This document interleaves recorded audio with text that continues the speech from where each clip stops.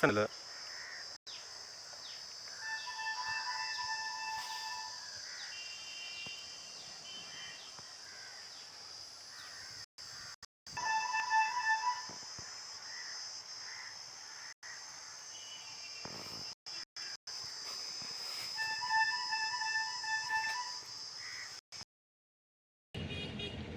అందరికీ నమస్కారం. నా పేరు వంగల దారినాయుడు. నేను ఉత్తరాంధ్ర చెరువుల పరిరక్షణ సమితి పార్వతీపురం మన్యం జిల్లా అధ్యక్షుడిని.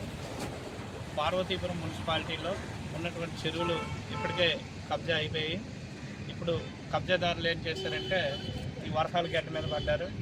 వరహాల గడ్డ పార్వతీపురానికి ప్రకృతి ప్రసాదించినటువంటి వరం ఇది.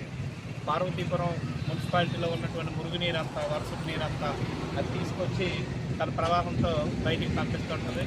అటువంటి వరహాల గడ్డని అక్కడ వేణుగోపాల్ సినిమా హాల్ మొదలుకొని, అది బెలగాం మొదలుకొని, ఇక్కడ మన సౌందర్య జంక్షన్ నుండి ఈ 7 కాణాల వరకు మొత్తం కబ్జా గురైంది. ఇప్పుడు ఏం చేస్తున్నారంటే రీసెంట్గా కొంతమంది కబ్జాదారులు యంత్రాలు పెట్టి గడ్డనేమో కబ్జా చేసే పరిస్థితికి వచ్చారు. అయినప్పటికీ సంబంధిత ఇరిగేషన్ కానీ, రెవెన్యూ కానీ, సచివాలయం కానీ, మున్సిపాలిటీ కానీ ఈ అధికారులు ఎవరూ స్పందించకపోవడం చాలా బాధాకరం.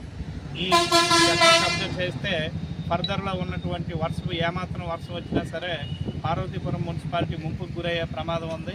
అటువంటి వరహాల గడ్డను కూడా ఈ కబ్జాదారులు ఏం చేస్తున్నారంటే కబ్జా చేస్తున్నారు.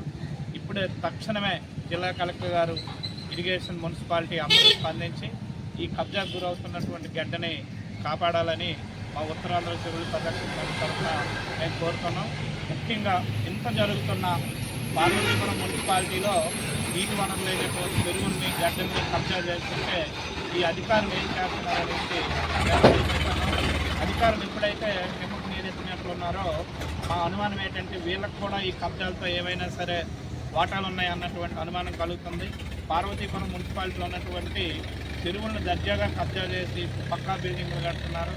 అలాగే గడ్డల్ని జేసీబీలు పెట్టి కబ్జాలు చేస్తున్నప్పటికి కూడా నేను స్పందించలేదంటే అసలు ఏమనుకోవాలో తెలియట్లేదు.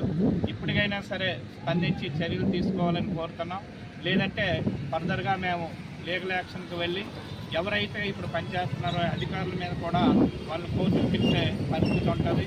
దయచేసి నీటి వనరులను కాపాడి పార్వతీపురం ప్రజల్ని రక్షించాలని మేము కోరుతున్నాం. Thank you very much.